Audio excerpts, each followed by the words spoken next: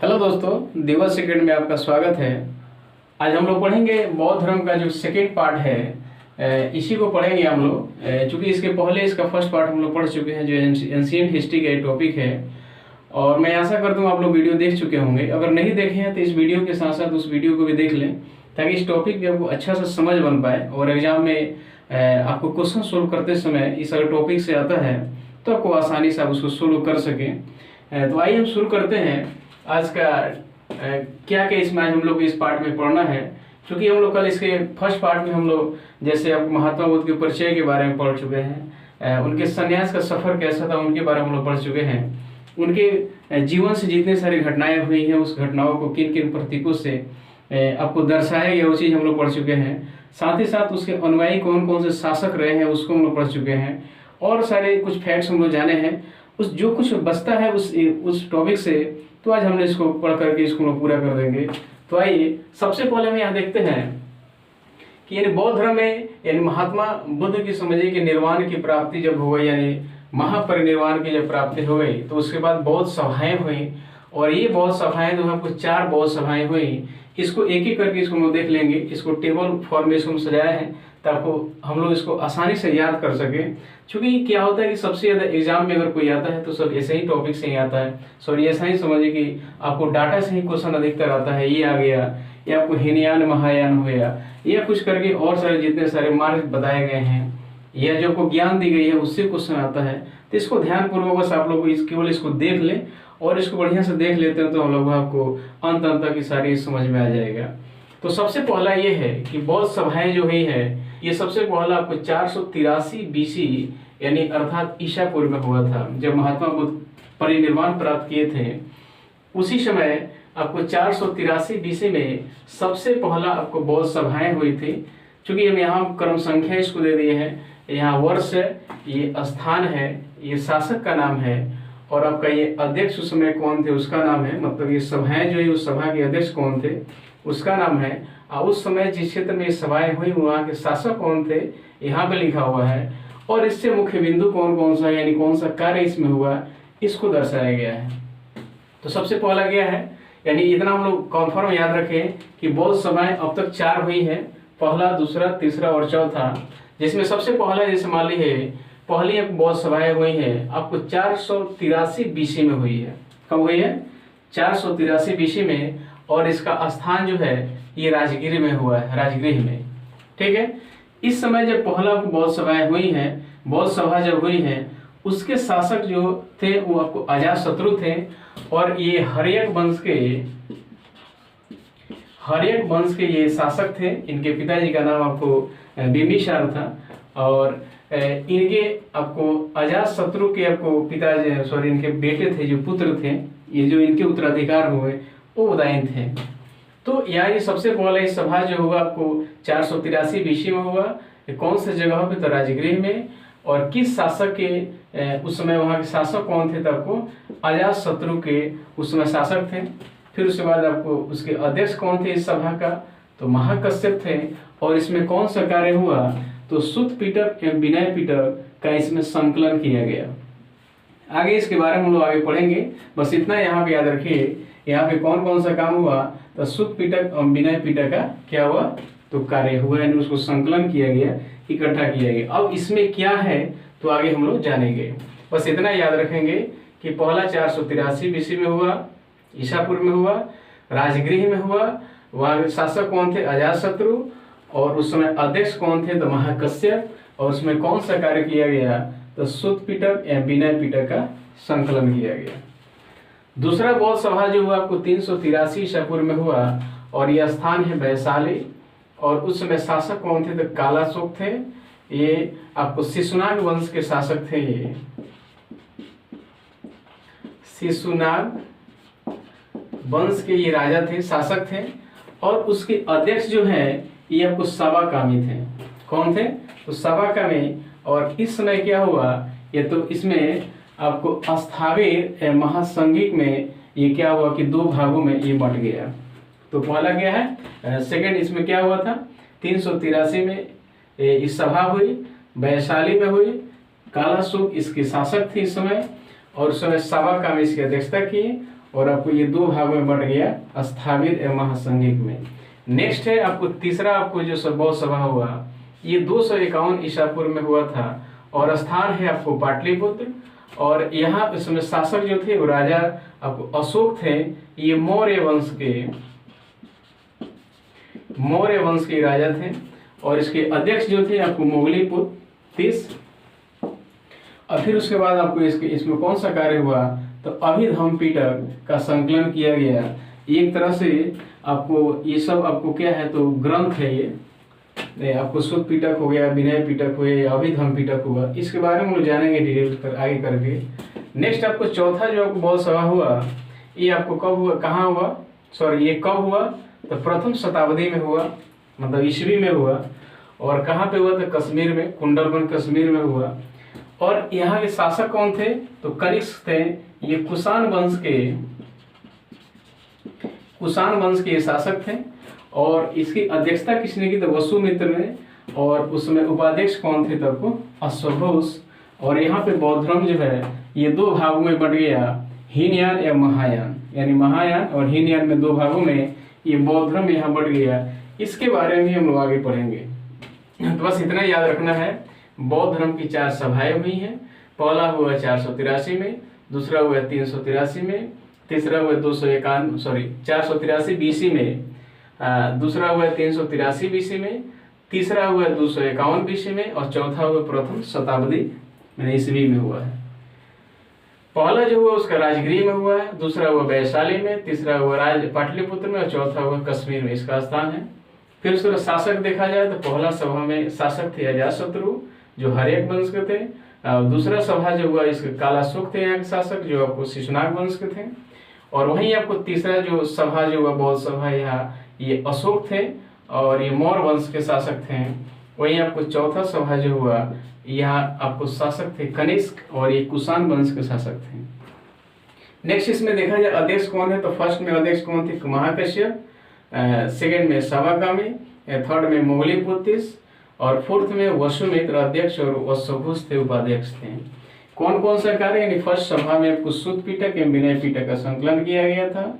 Second सभा में अस्थाविर और महासंघिक में बांटा गया और थर्ड में आपको महाधम्म पिटक अभिधम्म पिटक की संकलन किया गया था। और चौथी बौद्ध सभा जो हुई थी उसमें हीनयान और महायान यानी दो भागों में बौद्ध धर्म बढ़ गया था। तो आप एक बार दो बार करके ऐसे और ऐसे करके इसको याद जरूर कर लेंगे। नेक्स्ट है ये, कल हालांकि इसके बारे में पढ़े थे हम लोग, यानी बुद्ध के 4 आर्य सत्य, यानी बुद्ध ने 4 आर्य सत्य दिया है सांसारिक दुखों के संबंध में, जिसमें पहला है दुख। पहला क्या है, दुख। सेकंड है आपको दुख समुदाय और थर्ड है दुख निरोध और फोर्थ है आपको दुख निरोध गामिनी या दुख निरोध मार्ग या आपको इसको इस तरह कह सकते हैं गामिनी या मार्ग। यहाँ पर इन सांसारिक दुखों से मुक्ति हेतु महात्मा बुद्ध ने 8 अष्टांगिक मार्ग दिए हैं। इसको इसीलिए लिखे कि आगे वाला इससे जुड़ा हुआ है, इसीलिए इसको लिखा गया आज। फिर तो सबसे पहले क्या था, महात्मा बुद्ध ने 4 आर्य सत्य दिया है, दुख समुदाय, दुख निरोध और दुख निरोध गामिनी। और इससे मुक्ति पाने के लिए महात्मा बुद्ध ने 8 अष्टांगिक मार्ग दिया है, जिसमें पहला है सम्यक दृष्टि, सेकंड है सम्यक आजीव, थर्ड है सम्यक वाणी और फोर्थ में सम्यक स्मृति, फिफ्थ में सम्यक संकल्प और सिक्स्थ में आपको सम्यक आपको व्यायाम, सेवेंथ में आपको सम्यक कर्मांत यानी कर्म और फिर नेक्स्ट आपको सम्यक समाधि। तो क्या क्या है, सम्यक दृष्टि यानी अच्छा दृष्टि होना चाहिए, सही दृष्टि होना चाहिए, सम्यक आजीव होना चाहिए, सम्यक वाणी होना चाहिए, सही वाणी और फिर उसके बाद सम्यक स्मृति होनी चाहिए और सम्यक संकल्प, सम्यक व्यायाम, सम्यक कर्म और सम्यक समाधि। ये आपका जो महात्मा बुद्ध के ये 8 अष्टांगिक मार्ग है। 8 अष्टांगिक मार्ग है। क्वेश्चन पूछ सकता है एग्जाम में कि महात्मा बुद्ध के 8 अष्टांगिक मार्ग कौन कौन से हैं, वो टिक लगाए, 4 ऑप्शन में दे दिया हो तो यहाँ से याद रहता है तो हम उसको टिक करते तो ये है और ये नहीं है वो हम चूज कर सकते हैं। तो इसको याद रखिए, सम्यक दृष्टि, सम्यक आजीव, सम्यक वाणी, सम्यक स्मृति, सम्यक संकल्प, सम्यक व्यायाम, सम्यक कर्मांत यानी कर्म और सम्यक समाधि। ये क्या है, तब को महात्मा बुद्ध द्वारा दिया गया 8 अष्टांगिक मार्ग है।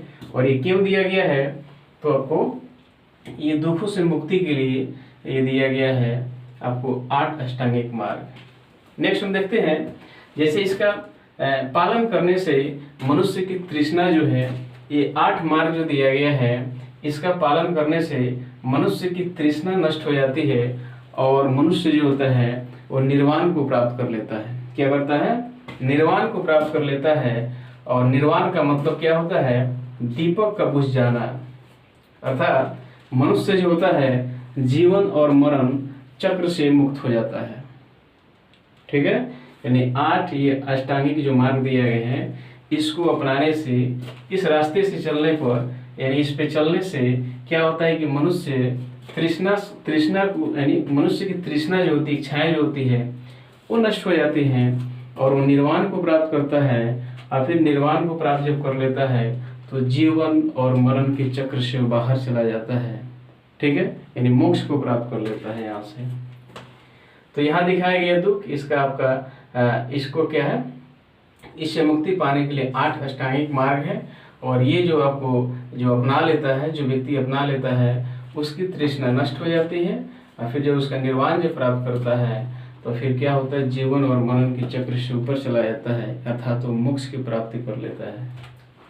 नेक्स्ट है कि बौद्ध धर्म जो संघ जो है, इसमें आपको किसी को उसमें जाने के लिए, बौद्ध धर्म में जाने के लिए उसको एज को भी बनाया गया था, इतना एज तक इसमें आदमी आ सकता है। तो इसमें मिनिमम 15 वर्ष रखा गया था, यानी 15 वर्ष से कम जो है, 15 वर्ष से कम व्यक्ति इसमें आपको क्या होता है, इसमें नहीं जा सकता है, बौद्ध धर्म को स्वीकार नहीं कर सकता है। कम से कम 15 वर्ष होनी चाहिए या उससे ऊपर होना चाहिए। नेक्स्ट है, यानी बौद्ध धर्म का जो संगठन जो है, ये गणतंत्रात्मक प्रणाली पर आधारित है। ये यानी आपको राजतंत्र जैसा ही नहीं था, गणतंत्र जैसा, मतलब ये आपको ये क्या था, आपको बौद्ध संगठन गणतंत्र प्रणाली के आधार पर ये चलता था। नेक्स्ट है, जैसे बौद्धों का सबसे पवित्र त्यौहार कौन सा था, तो वैशाख पूर्णिमा को, यानी वैशाख में जो पूर्णिमा मनाया जाता है, ये सबसे महत्वपूर्ण पर्व है। यानी जो बौद्ध धर्म मानता है, जो बौद्धिस्ट है लोग, उनके लिए सबसे प्रमुख त्यौहार जो है आपको वैशाख पूर्णिमा के दिन मनाया जाता है, क्योंकि यही एक ऐसा दिन है जिस दिन आपको महात्मा बुद्ध का जन्म, ज्ञान और महापरिनिर्वाण तीनों इसी दिन हुआ था, इसलिए ये दिन खास हो जाता है। और जो बौद्ध धर्म मानते हैं उनके लिए सबसे अच्छा कोई दिन है, तो यही आपका कौन सा है, तो वैशाख की पूर्णिमा का दिन, यानी वैशाख पूर्णिमा के रूप में मनाते हैं। फिर नेक्स्ट यहाँ पे है, जैसे धार्मिक जुलूस जो है, जो धार्मिक जुलूस होता है, तो सबसे पहले धार्मिक जुलूस का प्रारंभ जो है, ये सबसे पहले बौद्ध धर्म में ही हुआ था। ये पॉइंट है जानने के लिए, यानी धार्मिक जुलूस सबसे पहले किस धर्म में हुआ था, तो किस में हुआ था, सबसे पहले आपको बौद्ध धर्म में ही हुआ था। नेक्स्ट है कि बुद्ध ने बौद्ध धर्म का प्रचार किस भाषा में किया है, तो ये पाली भाषा में किया है। बुद्ध ने बौद्ध धर्म का प्रचार किस भाषा में किया है, तो पाली भाषा में किया है। आगे देखा जाए साहित्य के बारे में कुछ देखा जाए, जैसे साहित्य में आपको सुत्त पिटक, तो सुत्त पिटक जो है, जैसे मान लीजिए सुत्त पिटक जो है, यहाँ पर हम लोग पढ़े हैं, जो जिसका संकलन जो आनंद ने किया है, तो सुत्त पिटक में क्या दिया गया है, तो बुद्ध के उपदेशों का इसमें संकलन किया गया है। किसके द्वारा, तो आनंद के द्वारा। किसके द्वारा, तो आनंद के द्वारा, यानी सुत्त पिटक जो का संकलन किया गया आपको पहली बौद्ध सभा में, जिस उसमें क्या किया गया है, तो बुद्ध के उपदेशों का संकलन किया गया है। और इसका संकलन करता कौन है, तो आपको आनंद है। नेक्स्ट है विनय पिटक। ये विनय पिटक जो है आपको इसका संकलन जो है आपको उपाली के द्वारा किया गया है।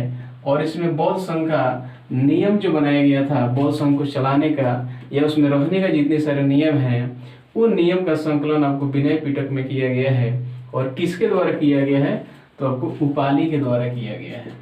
ठीक है, नेक्स्ट हम जान लें, जैसे मान लीजिए कि अभिधम्म पिटक है।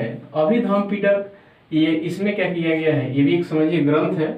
अभिधम्म पिटक जो आपको तृतीय बौद्ध संगति जो हुई थी, यानी बौद्ध सभा का तीसरा बौद्ध सभा जो हुआ था पाटलिपुत्र में, इसमें इसका संकलन किया गया है। और इसमें क्या किया गया, तो इसमें बुद्ध के धार्मिक और दार्शनिक जो विचार थे, उपदेश व्याख्या जो दिए थे, उसका उसमें संकलन किया गया है। तो किसमें क्या किया एक बार और देख लीजिए। या एक नेक्स्ट एक और है जातक कथा जो है, तो ये जातक कथा में आपको क्या किया गया, तो बुद्ध के पूर्व जन्म की कथा का इसमें वर्णन किया गया है। ठीक है, तो फिर से एक बार देखिए इसमें सुत्त पिटक में क्या बुद्ध के उपदेश का संकलन किया गया है, किसके द्वारा, तो आनंद के द्वारा। सेकंड जो है ये विनय पिटक, विनय पिटक में आपको बौद्ध संघ का नियम का उल्लेख किया गया है, स्वर संकलन किया गया है जो उपाली के द्वारा किया गया है। और थर्ड में आपको अभिधम्म पिटक है जिसमें बुद्ध के धार्मिक एवं दार्शनिक के जो विचार उनका था, जो उपदेश था, उसका यहाँ पे संकलन किया गया है। और फोर्थ में क्या है, तब कुछ जातक कथा है, ये भी एक ग्रंथ है। इस जातक कथा में क्या है, तो बुद्ध के पूर्व जन्म की कथाओं का इसमें वर्णन किया गया है। ठीक है, यहाँ पे एक और चीज जानेंगे, महात्मा बुद्ध को लाइट ऑफ एशिया के नाम से जानते हैं। क्या नाम से जानते हैं, तो लाइट ऑफ एशिया के नाम से महात्मा बुद्ध को हम जानते हैं। नेक्स्ट देखा जाए तो बौद्ध धर्म के प्राचीनतम जो ग्रंथ जो था, बौद्ध धर्म के प्राचीनतम जो ग्रंथ जो था यही था आपको कौन सा, तो सुत्त पिटक, विनय पिटक और अभिधम्म पिटक। ये किस भाषा में थे, तो ये पाली भाषा में थे, याद रखिएगा। यानी क्वेश्चन पूछ सकता है कि आपको बौद्ध धर्म का जो ग्रंथ जो थे, प्राचीन ग्रंथ, इसमें कौन कौन से थे, तो आपको सुत्त पिटक, विनय पिटक और अभिधम्म पिटक, ये किस भाषा में था, तो आपको पाली भाषा में था ये। ठीक है, फिर यहाँ हम देखेंगे जैसे हीनयान और महायान, यानी क्या हुआ, यानी चौथा बौद्ध संगति जब हुआ था तो ये क्या हुआ कि दो भागों में बट गया बौद्ध धर्म, जिसमें एक है आपको हीनयान और दूसरा हो गया महायान। इसमें थोड़ा सा क्या अंतर है इसको देखते हैं। जैसे हीनयान जो संप्रदाय था, तो ये रूढ़िवादी संप्रदाय था, ये परिवर्तन को स्वीकार लोग नहीं करता था। ये लोग का कहना था कि जैसे आ रहा है शुरू से इसी तरह से इसको चलाएंगे, तो इसको परिवर्तन के खिलाफ ही लोग थे, पहला। दूसरा क्या है कि ये समझिए कि महात्मा बुद्ध को देवता के रूप में नहीं मानना चाहते थे। क्या है ये हीनयान संप्रदाय के जो लोग थे, ये आपको महात्मा बुद्ध को देवता के रूप में नहीं मानना चाहते थे, बस कैसे मानना चाहते थे, आपको महापुरुष के रूप में उनको मानना चाहते थे। यानी हीनयान संप्रदाय के जो लोग थे, ये महात्मा बुद्ध को देवता के रूप में नहीं, महापुरुष के रूप में मानते थे उनको। नेक्स्ट है मूर्ति पूजा के विरोधी थे, अर्थात महात्मा बुद्ध को मूर्ति के रूप में पूजने के विरोधी थे। वो महापुरुष के रूप में उनके द्वारा दिए गए आपको विचार जो है, उनके द्वारा दिए गए आपका उपदेश है, उस पे चलना ही उन लोगों की सबसे अच्छा मार्ग लोगों ने समझा या माना उसको। दूसरी बात, हीनयान संप्रदाय के जो लोग थे वो आपको श्रीलंका में मिले, आपको जैसे बर्मा हो गया, जावा हो गया, थाईलैंड हो गया, ये सारे जगहों पे आपको हीनयान संप्रदाय के लोग वहाँ हैं। कहाँ पे हैं, तो आपको श्रीलंका में है, बर्मा में है, जावा में है, थाईलैंड में है। ठीक, उसके बाद आपको वहीं भारत के देखिएगा तो भारत में आपको कश्मीर जो है, क्योंकि चूंकि क्या हुआ कि हीनयान भी दो भागों में बट गया है। इसमें पहला है आपको वैभाषिक और सैद्धांतिक, यानी दो भागों में ये आपको हीनयान बढ़ गया।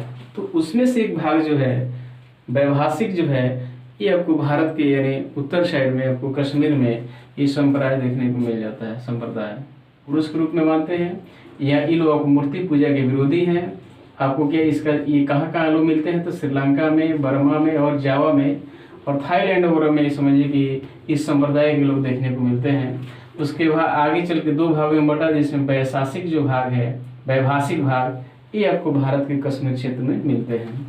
आगे है महायान, ये सुधारवादी प्रवृत्ति के लोग हैं।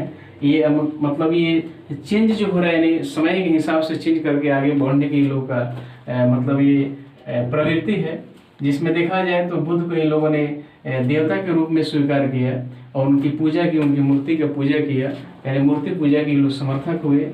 और इन क्षेत्र यानी संप्रदाय के लोग जो है, जैसे मान लीजिए तिब्बत में मिलेंगे, चाइना में, मंगोलिया में एवं जापान क्षेत्रों में, यानी महायान संप्रदाय के लोग मिल जाएंगे। आगे देखिए, ये महायान संप्रदाय जो आगे चल के दो भागों में बढ़ जाता है, जिसमें पहला है शून्यवाद और दूसरा है आपको विज्ञानवाद। तो शून्यवाद की आपको प्रवर्तक जो आपको नागार्जुन है, और विज्ञानवाद के प्रवर्तक कौन है, तो मैत्रेयनाथ है। मैत्रेयनाथ, यानी दोनों में अंतर क्या है, तो हीनयान में महात्मा बुद्ध को आपको महापुरुष मानते हैं और महायान में देवता मानते हैं। यहाँ में इनकी मूर्ति की पूजा नहीं होती है हीनयान में, लेकिन महायान में इनकी मूर्ति की पूजा होती है। और ये अलग अलग क्षेत्रों में, हीनयान अलग क्षेत्रों में पाए जाते हैं और महायान अलग क्षेत्रों में पाए जाते हैं। आगे हम देखेंगे, जैसे मान लीजिए कि बौद्ध धर्म में मतलब उस संघ में जाने के लिए, बौद्ध धर्म को अपनाने के लिए उसमें एज लिमिट किया गया था, जिसमें यानी कम से कम 15 वर्ष होना चाहिए। यानी जो बौद्ध धर्म स्वीकार करेगा वो कम से कम 15 वर्ष का या उसके ऊपर का होगा, तब ही, यानी उससे कम का व्यक्ति बौद्ध धर्म को स्वीकार नहीं कर सकता है।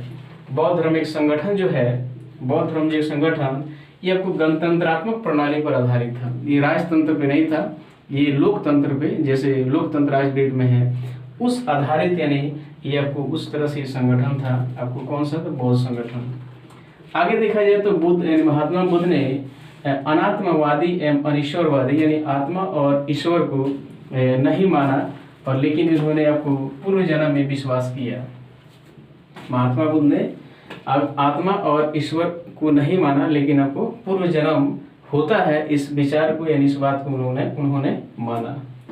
आगे ये है कि बौद्ध धर्म के त्रिरत्न हैं, और कौन कौन से हैं? तो बुद्ध है, धम्म और संघ। बुद्ध, धम्म, संघ, ये तीन क्या है? तो महात्मा बुद्ध के क्या है? आपको त्रिरत्न है। आगे हम देखेंगे कि जैसे मान लीजिए स्तूप है, तो जब महात्मा बुद्ध का महापरिनिर्वाण हो गया तो उनका जो दाह संस्कार जब किया गया, तो उसके बाद आपको उनके अस्थियों के जो अवशेष मिले उनको 8 भागों में बांट करके उस पर 8 स्तूप बनाया गया। और किसके द्वारा? तो अजात शत्रु एवं उस क्षेत्र के जितने सारे गणराज्य और शासक जो थे उन लोगों ने मिल करके आपको उसमें स्तूप बनवाया। बस इतना याद रखना है कि इनके अवशेष मतलब क्या अस्थि का जो अवशेष था उसको 8 भागों में बांटा गया, बस इसमें, जिस पर आपको क्या बनाया गया? तब स्तूप बनाया गया। आगे हम देखेंगे, जैसे आपको मौर्य वंश के एक शासक आते हैं अशोक, जिन्होंने आपको 84,000 स्तूप बनवाए थे। यहाँ आगे मिलेगा आपको। जैसे मान लीजिए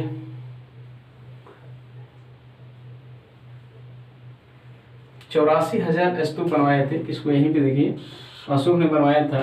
फिर आगे यहाँ देखेंगे, जैसे मान लीजिए कि बोधि वृक्ष जो है, बोधि वृक्ष, तो बोधि वृक्ष को जो सबसे पहले जिस समय आपको इनको महात्मा बुद्ध के ज्ञान की प्राप्ति हुई थी, तो उस वृक्ष को क्या किया गया कि आपको बंगाल के शैव शासक थे जिनका नाम शशांक था, इन्होंने भी बोधि वृक्ष को कटवा दिया। उसके बाद समझिए कि उसके पहले ही उसका कुछ बीज को लेकर के, छोटा जो पौधा लेकर के श्रीलंका गया था, और फिर कटवाने के बाद फिर वहाँ से आके ला करके फिर लगाया गया था। तो आज की डेट में भी उसी के रूप में फिर आप वहाँ मतलब बोधि वृक्ष है। आगे देखेंगे, जैसे बौद्ध धर्म की आपको प्राचीन ग्रंथ जो है, जिसमें आपको जिसको त्रिपिटक कहते हैं, उस त्रिपिटक में आपको जैसे सुत्त पिटक है, विनय पिटक है और अभिधम्म पिटक है, जो हमने यहाँ पढ़े भी हैं पहले, सुत्त पिटक, विनय पिटक और अभिधम्म पिटक। और जिसमें क्या क्या किया गया हम लोग पढ़ चुके हैं, किसके द्वारा संकलित किया गया ये भी हम लोग पढ़ चुके हैं। तो बस ये जानना है कि यानी त्रिपिटक में कौन 3 पिटक है? सुत्त पिटक, विनय पिटक और अभिधम्म पिटक। और ये किस भाषा में लिखा गया था? तो पाली भाषा में लिखा गया था। उसके बाद सिद्धांत में देखेंगे, जैसे पंचतंत्र का सिद्धांत जो है ये छांदोग्य उपनिषद से लिया गया है, और अष्टांगिक मार्ग जो है वो तैत्तिरीय उपनिषद से है। ठीक है। आगे जैसे वो स्तूप के बारे में, जैसे मान लीजिए कि सर्वाधिक प्राचीन स्तूप जो है वो कहाँ का है? तो भरौत का स्तूप है, जो आपको मध्य प्रदेश के सतना जिला में मिला है, जो आपको 1873 ईस्वी में अलेक्जेंडर कनिंघम के द्वारा खोजा गया था। यानी सर्वाधिक प्राचीन स्तूप में कौन है? भरौत का स्तूप, और ये मध्य प्रदेश के सतना जिले में 1873 ईस्वी में अलेक्जेंडर कनिंघम के द्वारा खोजा गया था। सबसे विशाल स्तूप में देखिएगा तो ये आपको सांची का स्तूप है, जो आपको मध्य प्रदेश के रायसेन जिला में ही है वो। आगे अशोक ने क्या किया? तो आपको 84,000 स्तूप बनवाया अपने साम्राज्य में, अर्थात जब उनका शासन काल चल रहा था। और अशोक किस वंश के हैं? तो आपको मौर्य वंश के हैं। ठीक है। नेक्स्ट है जैसे धमेक स्तूप है। एक धमेक स्तूप जो है ये जिन्होंने गुप्त शासकों ने इसे बनाया है धमेक स्तूप को। और ये धमेक स्तूप जो है आज के डेट में ये आपको बनारस के सारनाथ स्तूप में देखने को मिलेगा। वहाँ जाने पर देखिएगा फोटो, तो वही धमेक स्तूप को ही सारनाथ के स्तूप के रूप में जाना जाता है। आगे है आनंद के आग्रह पर जो है बौद्ध संघ में महिलाओं का प्रवेश मिला। सबसे पहले क्या था कि बौद्ध धर्म में महिलाओं का प्रवेश नहीं था, लेकिन आपको आनंद के आग्रह पर क्या किया गया, आपको बौद्ध संघ में महिलाओं के प्रवेश को स्वीकृति मिली। और सबसे पहले महात्मा बुद्ध की जो सौतेली माँ जो थी प्रजापति गौतमी ही जो सबसे पहले और अपने साथ कुछ महिलाओं को लेकर के आपको बौद्ध धर्म को स्वीकार किया। कहाँ पे? तो वैशाली में। क्वेश्चन पूछेगा किसके आग्रह पर बौद्ध संघ में महिलाओं का प्रवेश हुआ, तो आनंद के द्वारा। और सबसे पहले आपको बौद्ध धर्म में महिला कौन से समझिए कि भाग ली, तो क्या नाम था उनका? प्रजापति गौतमी। और इनके साथ में कुछ और महिलाएं थी। बुद्ध की सर्वाधिक मूर्ति का निर्माण जो है, बुद्ध की सर्वाधिक मूर्ति का निर्माण किया गांधार शैली में हुआ है। किस शैली में हुआ है? तो गांधार शैली में हुआ है। और सबसे पहले संभवतः जो है आपको महात्मा बुद्ध की मूर्ति जो है वो मथुरा कला में निर्माण किया गया था। ठीक है। नेक्स्ट है जैसे भिक्षुक है, ये उपासक है। तो भिक्षुक और उपासक में अंतर यही है, भिक्षुक और उपासक में यही अंतर है कि वो ऐसे व्यक्ति जो बौद्ध धर्म को स्वीकार कर लिया है और वो अपना सबसे घर द्वार छोड़ करके उसी संघ में जाकर रहता है और वहाँ से शिक्षा प्राप्त किया और फिर अपने उस विचारों को, उस उपदेशों को लोगों तक बढ़ा रहा है, तो आपको भिक्षुक हो गए वो। और उपासक को ऐसे व्यक्ति को कहा जाता है कि जो व्यक्ति आपको बौद्ध धर्म स्वीकार करे, अपने घर पर रह करके अपना गृहस्थ जीवन जीते हुए भी अपने आपको बौद्ध धर्म मानता है, उसको उपासक कहते हैं। और ऐसा व्यक्ति जो घर द्वार छोड़ के बौद्ध धर्म में चला जाता है वहाँ पे और वहीं पे रहता है, तो वो उसको आपको भिक्षुक कहा जाता है। तो ये जितने सारे आपको फैक्ट्स हैं, इसको सबको आप लोग जरूर एक दो बार देखेंगे और ये दोनों वीडियो जरूर आप लोग देखेंगे, तब जाके आपको एक आपको बौद्ध धर्म पर आपको समझ, एक मजबूती समझ आपको बनेगा। तो मुझे आशा है कि आपको बहुत अच्छा वीडियो लगा होगा। तो अगर अच्छा लगा है तो वो कमेंट कीजिए, सब्सक्राइब कीजिए और लाइक करिए और शेयर कीजिए अपने दोस्तों के साथ। वीडियो देखने के लिए बहुत बहुत धन्यवाद।